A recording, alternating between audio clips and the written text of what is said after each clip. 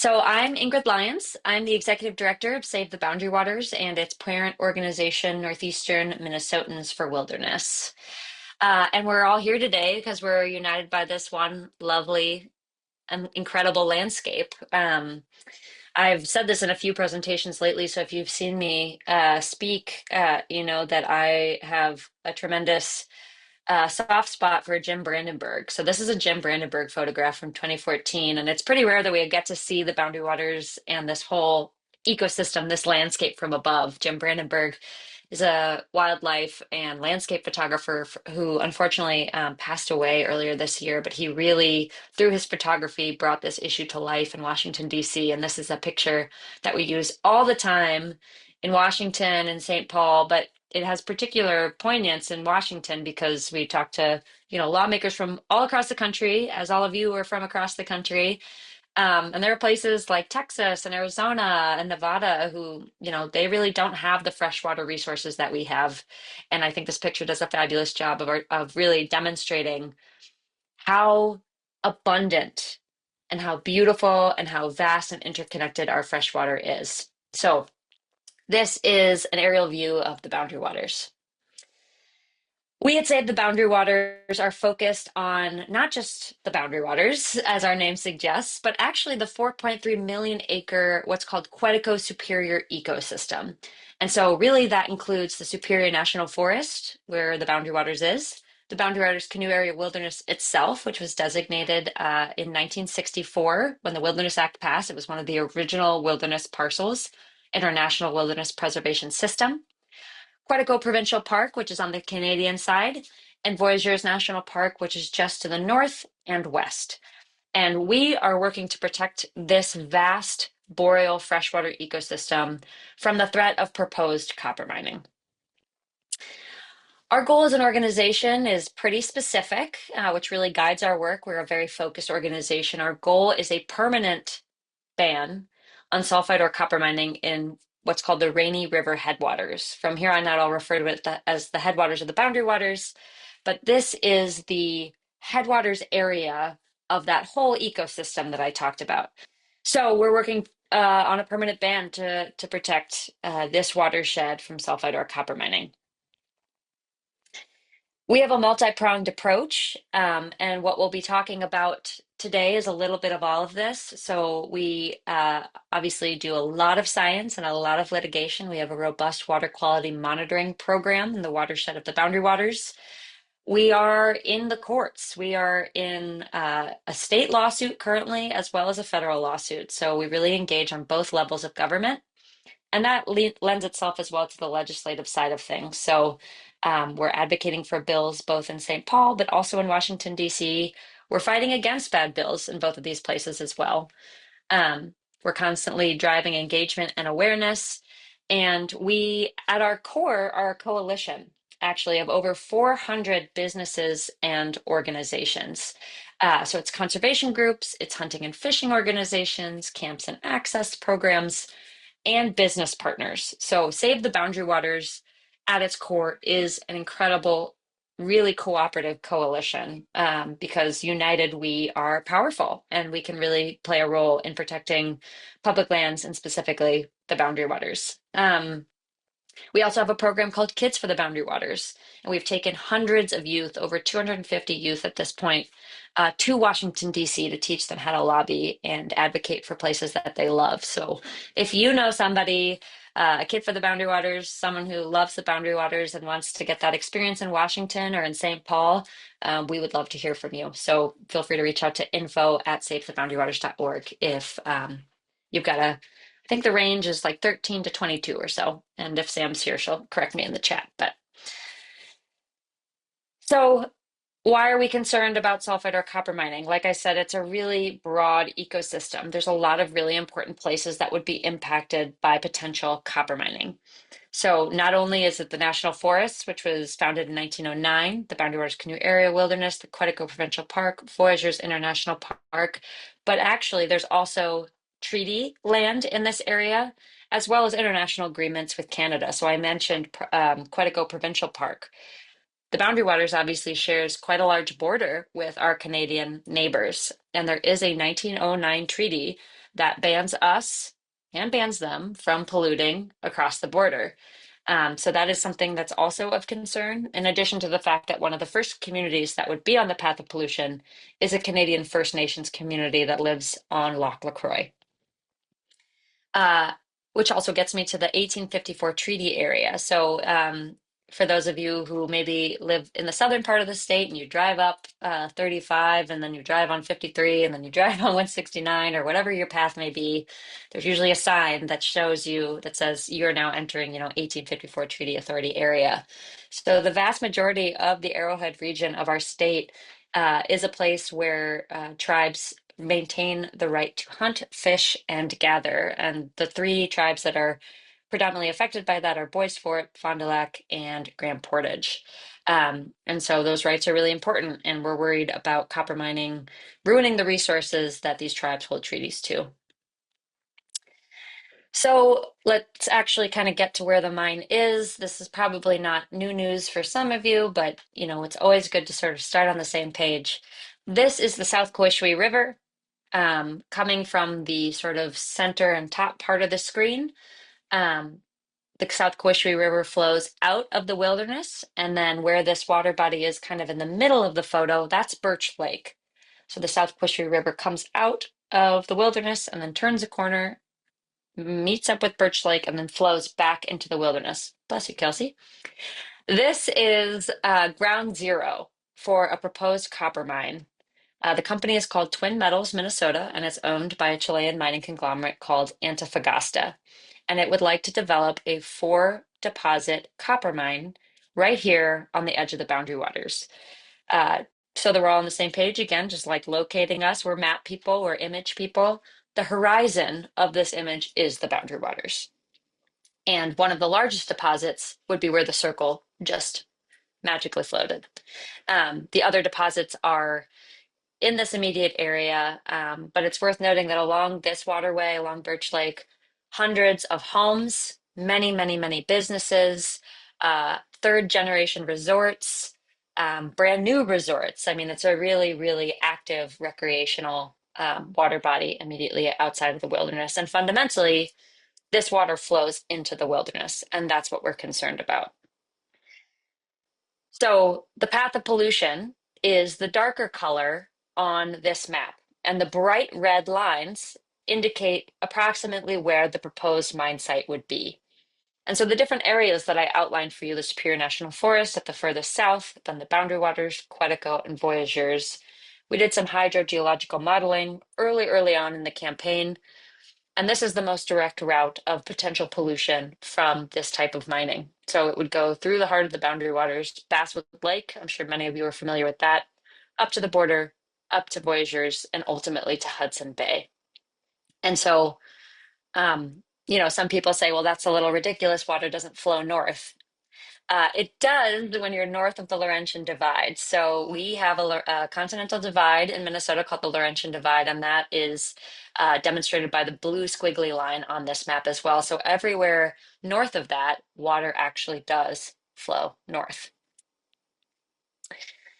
So there's been a lot going on the federal level. And I'll just say one thing really quickly about the threat that we're really focused on, which is, sulfide or copper mining.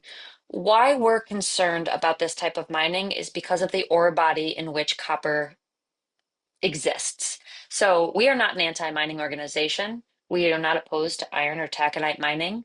Copper mining is a completely different beast because from when you talk about the geology of a deposit with copper, specifically this deposit, which is called the Duluth Complex, we're talking about something called sulfide ore. And so we're really specific. We don't just say copper mining, we say sulfide ore copper mining because the rock that contains the copper in this area contains sulfides. And when you bring it to the surface, as you do with mining, and expose it to air and water, a chemical reaction occurs that creates sulfuric acid. And that sulfuric acid leaches out trace heavy metals from that rock body. And that creates a slurry. It's bright orange. So you may have seen in Colorado, the Animas River got polluted with this type of pollution a few years ago and turned the river bright orange. It's akin to battery acid, and it's something called acid mine drainage. And it's extremely common with this type of mine. And that's why we're specifically concerned about copper mining in this area. We believe that this industry, hard rock mining, is the most toxic industry in the United States, according to the Environmental Protection Agency. This industry fundamentally does not belong in so sensitive, interconnected, and wild a place as this. So, federal level, obviously, federal level, a lot of eyes, a lot of action.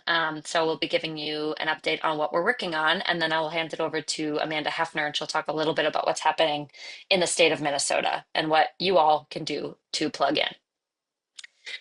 So from the beginning, we had sort of set up this pathway. How can we achieve permanent protection for the watershed? And, there's a lot of federal lands, especially out in the West, Bureau of Land Management, US Forest Service.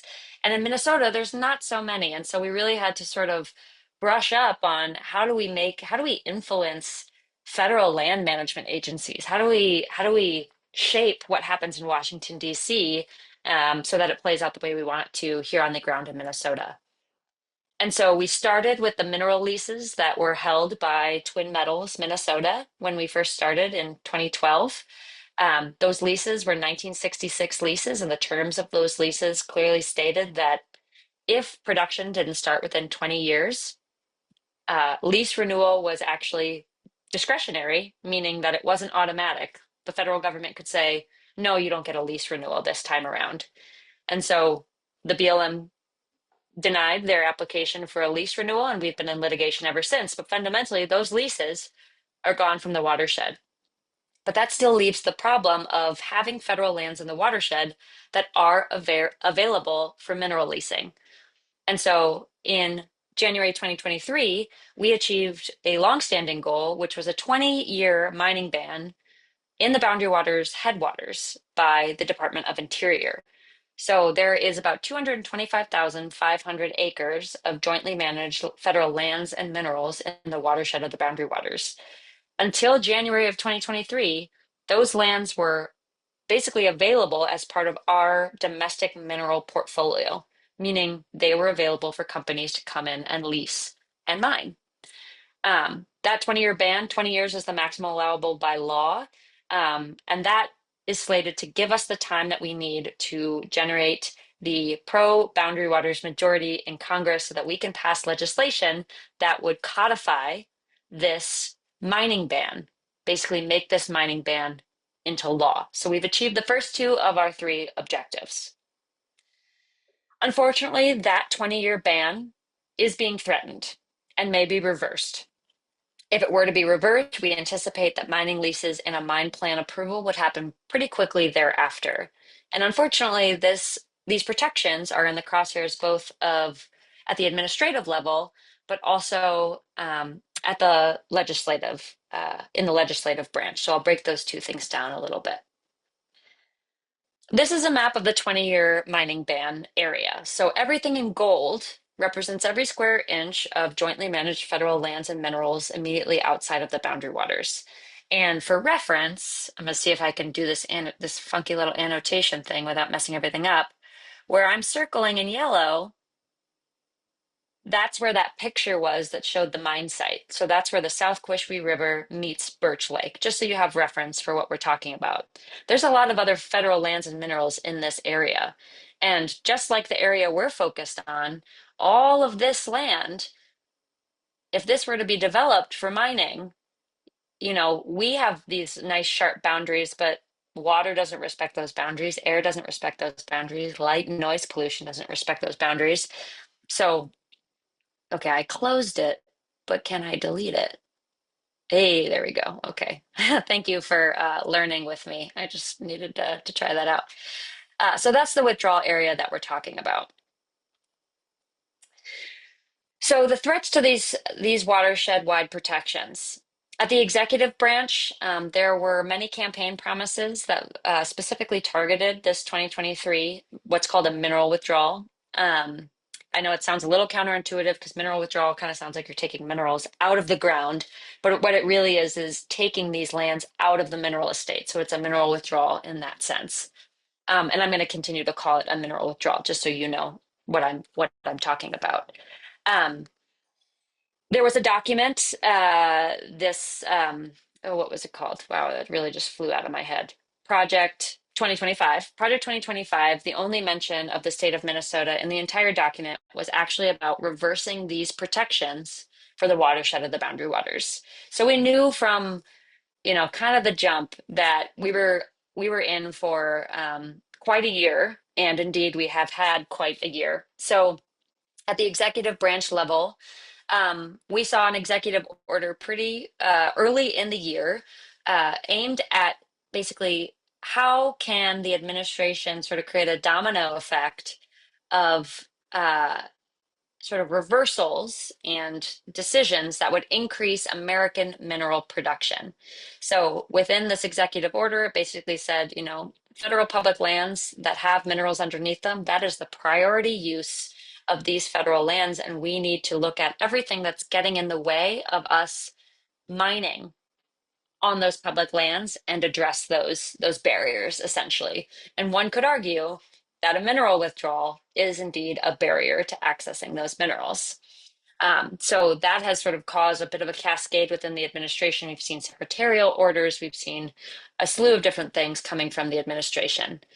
The Department of the Interior also revoked a critical legal interpretation that was put in place in 2022 and returned this sort of, said, okay, we're going to go back to this other legal opinion that was predominant in 2017.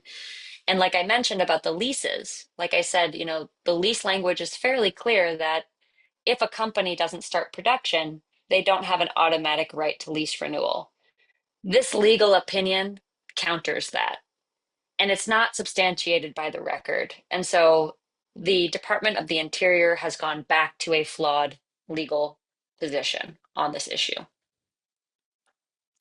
At the legislative branch, we're looking at a few different things. It's really quite busy now that, or at least we anticipate it being quite busy, especially now that the government has reopened, but we had quite a summer. So there is a bill in Congress, HR 978, which is somewhat ironically called the Superior National Forest Restoration Act. But this is an anti-boundary waters bill that was brought forward by Representative Pete Stauber. And this legislation would overturn the 2023 mineral withdrawal, but it takes it a step further. It would force the issuance of 4 federal mining leases to Twin Metals, which again is owned by a Chilean mining conglomerate called Antofagasta. And these lease terms would be extremely generous. In this case, they would be 70-year lease terms. You might remember that I was talking about 10-year lease terms originally. It would also reinstate applications for prospecting and importantly, very importantly, prohibit judicial review.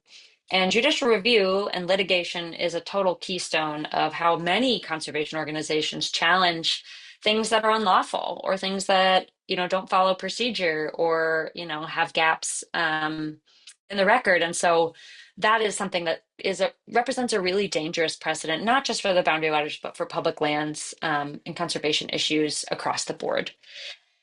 Finally, this bill would also require completion of environmental review of a mine plan within 18 months and force permitting within 6 months thereafter. So a really, really truncated environmental review period. Usually this stuff takes years because when you're dealing with things like highly toxic industries next to really sensitive places, you need to take your time. So this bill has been a real focus for us. But Representative Stauber he actually has quite a position of power right now in the House, in that he is the ranking member on a subcommittee in the House, Energy and Mineral Resources, which is a subcommittee of the House Natural Resources Committee. And he is in charge of that committee. And so he has, it's him, it's other folks, but he's really in these conversations about where mining and mining language should be put in other bills. And so we've seen anti-boundary waters language in lots of other must-pass legislation. Over the course of the summer, we had quite a task getting bad boundary waters language out of budget reconciliation. When it was in budget reconciliation, it actually was worse than the standalone bill. And when I say that, I mean not only would it have forced the issuance of 4 federal mining leases to Twin Metals, but it would have granted them perpetual terms. And so this summer there was a lot of conversation about public lands sell-off in the West. Senator Mike Lee introduced a bill that would have sold off millions of acres of federal public land in the West. And, while this is not a sell-off of public lands, it is definitely a sellout of public lands. I mean, perpetual lease terms for an area about 6,000 acres of this Superior National Forest, which is, American public land, that is a sellout in some ways. And so that was a really big rough and tumble situation, a kind of a hair on fire moment, but we were able to defeat that this summer, which was a huge victory for the coalition. But we've also seen anti-boundary waters language in appropriations bill. And then there is some language in the National Defense Authorization Act that would force a study, the result of which would be, identifying where exactly these sort of unexplored or reaped deposits are, and how can we get to mining those in as short a period of time as possible. There are some pro-Boundary Waters bills in Congress, so it's not all bad. We've got the Boundary Waters Wilderness Permanent Protection Act. And for the first time in 50 years, what happened this year was that it actually, and we have a Senate version and a House version. So we've had a House version for many years, thanks to the hard work of Representative Betty McCollum. She has introduced this bill many times. And we're really, really pleased to have Minnesota Senator Tina Smith introduce the Senate Bill 1366. So we now have a protection bill, a permanent protection bill in both chambers, which is fabulous. I did want to address one other bill that we're paying attention to at the federal level that has been quite, there's been a lot of buzz about it, especially in Minnesota, but in a lot of different states. It's called the Borderlands Conservation Act. And this was introduced in early October by Senator Mike Lee of Utah, which is notably not near any borders. Just put that out there.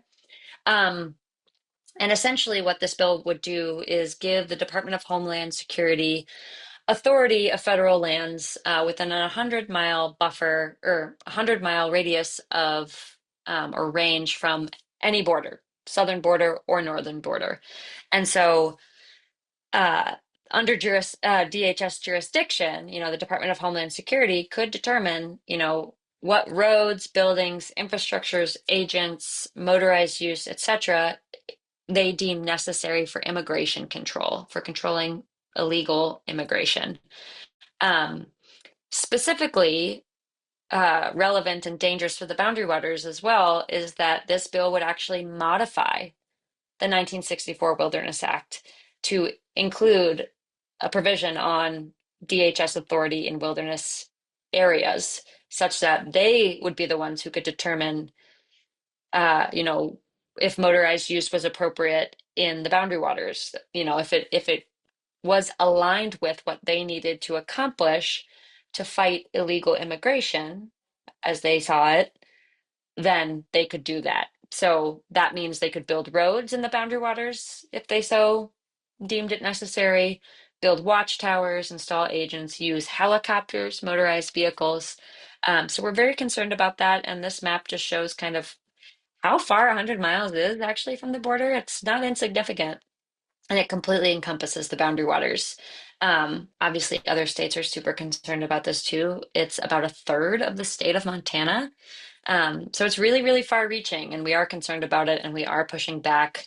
I've been on a few different broader coalition calls, and people don't think that this bill has legs. They think that this is another sort of spaghetti against the wall idea that people are going to come out against really, really intensely. But of course, we have to show them that legislation like this is not acceptable and that we see it for what it is, which is an attempt to diminish our nation's public lands and the agencies that manage them.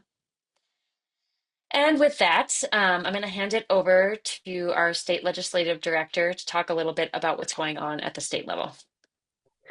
Hi, everyone. My name is Amanda Hefner, and I am the State Legislative Director for Save the Boundary Waters. Today, I'm going to give some updates on what's happening here in Minnesota and also talk about why the state of Minnesota is currently more important than ever in safeguarding the boundary waters. And next slide, please. And probably again. Thank you. So during the Minnesota State Legislative Session, which will run February through May next year, hopefully no more special session like we had this year, but to be determined, I'm at the Capitol nearly every day building momentum for the Boundary Waters Permanent Protection Bill and also pushing back on harmful legislation, amendments, and policy that could negatively impact the wilderness. So this includes bringing folks to St. Paul, having meetings with members, tracking bills, and also testifying in committee hearings, as you can see on the right. Next slide, please. So again, one of the things I'm going to discuss is the role of the state. As we heard earlier from Ingrid, we're seeing increasing uncertainty and political back and forth in Washington, D.C., and there are just these ongoing attempts to weaken and remove protections at the federal level. But Minnesota has the opportunity to step up and hold the line during this time where the federal safeguards are currently faltering. Next slide. So the state of Minnesota acts as an important backstop because non-ferrous mining projects, even those with federal leases and projects that would take place on federal lands, must go through Minnesota's permitting and environmental review process. Additionally, a company proposing a project in Minnesota must secure a state permit to mine before they can move forward. So even if federal leases are given to Twin Metals, they still need to go through the state. And when a company submits a mine plan, the state can also conduct its own independent environmental review or choose to do a joint one with federal agencies. And the last time Twin Metals submitted a mine plan, Minnesota chose to do an independent review, and we hope they opt to do the same if and when the 20-year mining ban on federal lands goes away and the company moves forward with a mine plan. And this is just because Minnesota's environmental review process can be more thorough and rigorous than a federal review, and all of this at a time where, again, federal reviews are kind of just being rushed and weakened, and we want to see that more careful evaluation here at the state. Next slide. So, while it's very important for Minnesota's environmental standards to be upheld and not weakened, we are actively seeing attempts to roll back and gut regulations right here in Minnesota in the state legislature. So this is a short list of some policy items that came up this past session that we had to fight against. The first involved permitting reform. So one of the most threatening provisions of the permitting reform bill would have allowed companies to obtain construction permits separately from operating permits, which would have enabled them to begin building infrastructure for a project before all of the required permits were in hand. We feel this not only increases the risk of environmental degradation, but also undermines the integrity of the permitting process, which exists to ensure that projects are fully vetted before breaking ground. And in the original bill language for the permitting bill, there was nothing that explicitly excluded Tier 2 projects, which is something like a big non-ferrous mine, from being able to have separate construction operating permits. And the permitting reform bill also sought to limit Minnesotans' ability to provide input and petition proposed projects in the state so that only those who live or own property in the county or adjoining county of a proposed project would be able to request an environmental review. This provision is concerning because it bars many Minnesotans, including those who may be impacted by a project but live outside the direct area, from raising concerns, even if a project is on public lands.